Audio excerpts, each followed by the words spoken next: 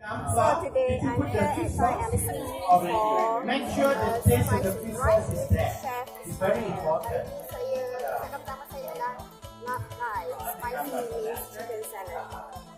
Oh, sorry.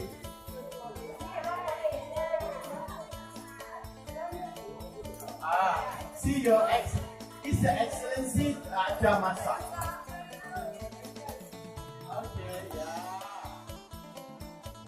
Perfecto.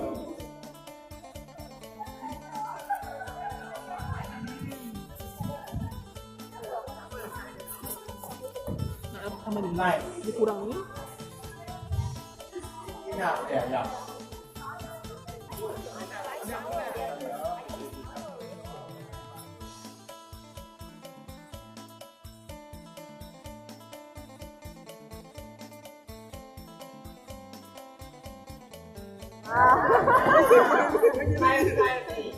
Lambung dia.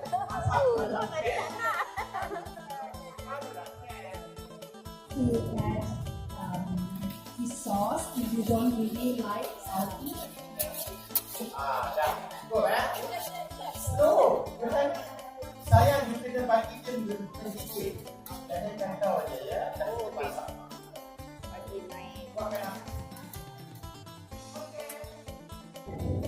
There's a technique. We all apply.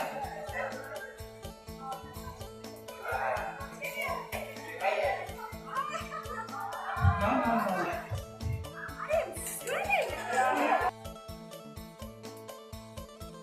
Ini bahan untuk pumpkin rock, red ruby.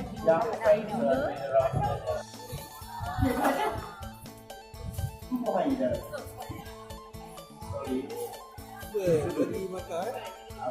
Extra kau. Drop one. Itu dah dia makan.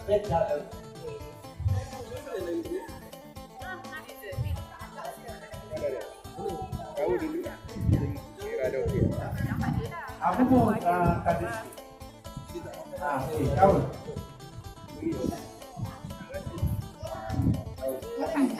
Kalau nak merah lagi.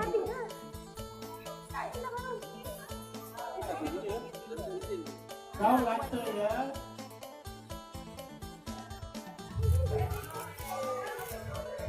Ada siap rasa.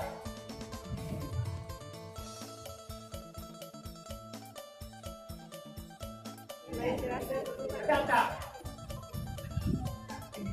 Aromai.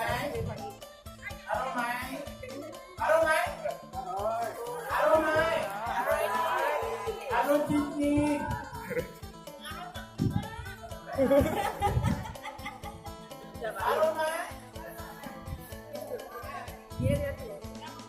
Aromai tengok. Ada cincin.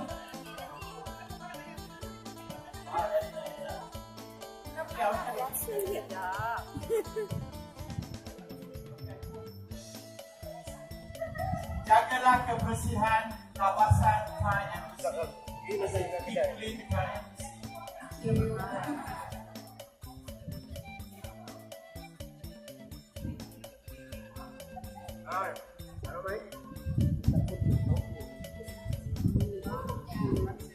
Kalau ada video tu dia akan sedap.